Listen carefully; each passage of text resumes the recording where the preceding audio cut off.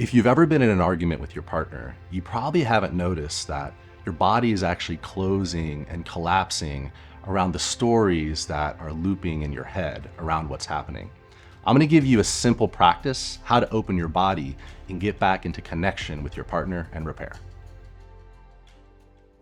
I find when I'm in an argument with my partner and I'm shut down and she's shut down, but we both want to get back to love, it's very hard to do that. And just talking about it doesn't actually get us back to love all that quickly. So can you expand for me a little bit on what's happening in each other's bodies and why, even though we're trying to connect and repair from our minds, what's energetically happening? Energetically, you're closed, you're anxious, you're nervous, you're in a fear state. And so it makes sense that that's only going to perpetuate those negative narrations about what's going on between you two. You need to get into an open place where you're willing to listen to each other about what you're struggling with. It's almost like you're like a clenched fist and like you literally have a blind spot to anything else, any other perspective. What I really recommend is getting to your body into a more relaxed, present state that allows you to be available for that repair process. I'm gonna share a practice for you today that allows you to get into deep connection with your partner before you even attempt the repair process. The practices I'm going to teach today are embodiment. And what embodiment it is, it's taking the shape of the textures, the values, the traits that you would like to transmit to the world and evoke in others. What's happening in relationship is that you're giving your partner a mixed message, right? You may be telling them that, hey, I'm open, I'm totally here for you and present, but you're taking the shape of something else. You're taking the shape of closure. And so that mixed message is going to be really confusing to your partner and just untrustable. Yeah, so she's gonna be hearing these words. I'm open, I'm here, I love you, but she's not gonna be believing them. Totally, she's not gonna feel it. She's not gonna see it. That's a really common problem people have, and I'm gonna show you 3 simple techniques that'll allow you to get back into connection. And at the end, you'll see there's one massive benefit of this practice that will change the way you solve arguments forever. When you're in a shutdown state, start to notice that your body begins to get closed down, you're breathing more shallow, and that eye of awareness we were talking about, it's closing in, and you're probably getting myopic on a particular story. My partner did this, my partner did that, and you're probably looping that again and again.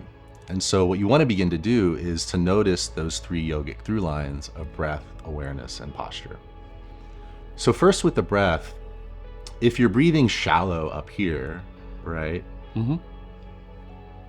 You're not actually fully accessing your entire body, right? And you want to begin to breathe slow, low, and long, deep into your lower belly.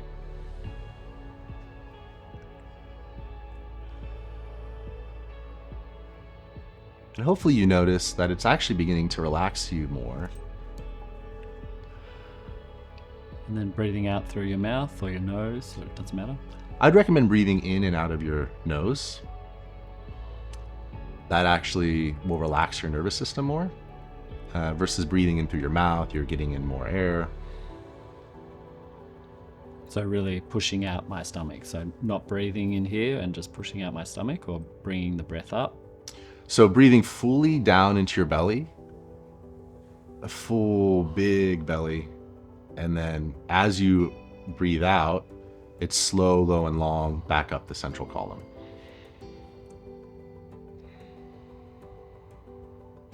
Beautiful. Yeah, that feels more relaxing. I feel more relaxed sitting here with you, even though we're not in an argument. And that deep relaxation is going to be more trustable. If you think about, you have a partner who wants to bring something to you that maybe she's afraid of bringing, right? She's in a stressful place. If you come across as relaxed, as calm, she's going to feel safer, right? And that safety is far more trustable. Rather than put all your focus on the problem at hand, whatever you're struggling with your partner, begin to widen your awareness to actually see and feel the entire space and all of her, right? And really just witness her as who she is rather than as a problem to solve. Yeah, so I can see that at the moment. I'm looking at you, and if I'm in an argument, I'm just like sort of focused on you, and then nothing else exists except for you and the problem.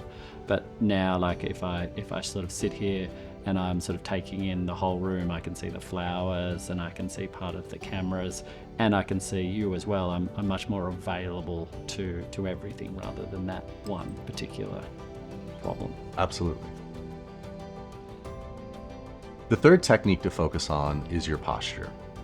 If you think about it, when you're in closure, right, your body is more collapsed. And so you want to begin to notice, how am I resting in this position? Is my shoulders up, back, and down? Maybe you lift your heart half an inch, right? Maybe your spine is straight, but not too rigid, right? You're just fluid enough. Yeah, because if I'm too straight, then I'm it's almost stiff. Yeah, you don't want to come across Yeah. as tense, Yeah. right? Add to that pressure. And really just feel that you're connected and rooted to the earth, right? Your thighs are heavy, your calves are heavy. Maybe even your feet are like two medicine balls, just like sinking in quicksand. And as you open, right, you're more available, right? And so you add that with the relaxed, calming breath. You add that with your wide awareness. Like, I feel like you're much more approachable right now. Like, I trust you. I feel safe with you. And then what effect is that going to have on both me and my partner? Well, one for you, when you're in a more relaxed, open place, a more self-aware place, that's going to allow you to take even more of whatever, she's bringing you. Maybe she's angry, maybe she's resentful, maybe she's stressed out. You don't know the depths of the perspective that she may keep throwing at you. And what's it going to do for her is, by taking on the shape of that relaxation through your breath, your awareness, your posture, I personally believe that's going to evoke more relaxation in her, right? Humans mirror each other. And so if you can be this pole of relaxation, it's going to help her nervous system relax. What's great about this practice is that it's giving your mind something else to do rather than focusing on the negative narration of your story, right? If you think about it, if you're focusing on how you're breathing, if you're focusing on how you're opening your body posture, it's actually keeping you from looping on whatever the negative thought is that is likely arising through the argument. And it's keeping you more available to multiple points of view, because let's face it, there isn't one truth. Whatever your partner is bringing to you in that moment, there's definitely some truth to it, even if it's her own emotional truth. So don't dig into your story, right, and really try to prove her wrong or prove yourself right. By taking the shape of that openness, you're automatically relaxing the story. What can happen when you're closed is, you want to get stuck that way. We actually get addicted to the pattern that we're in, I think. And what you can really do to kind of snap out of it is really own it. Just bring awareness to it, and even express that, I'm stuck this way right now. This is how I feel. And I think that honesty is actually more trustable than trying to pretend that you're not in a certain state. Yeah. And I think as well, like when you do these particular postures, it takes you out of your head. Like it's almost like your mind wants to be stuck in this anger or problem. But as soon as you do these particular body movements, it's almost like it changes the state in your mind. Totally. When you alter your physical state, it overrides what's happening in your mind. In a therapeutic sense, they always say there's always one master regulator in the relationship. And so why not be the master regulator? Be the person who's taking on the responsibility to be the center of regulation. And if you think about it, we can't control what's going to come at us from the world, from our partner. So if we're the one that is wide and soft and open, we can at least be a positive influence on whatever comes at us. It's like, how do you want to go through your life? Do you want to go through your life closed to all the opportunities for joy and connection? And I think if you start where it matters most, at your home, then that can begin to permeate out to the rest of the world.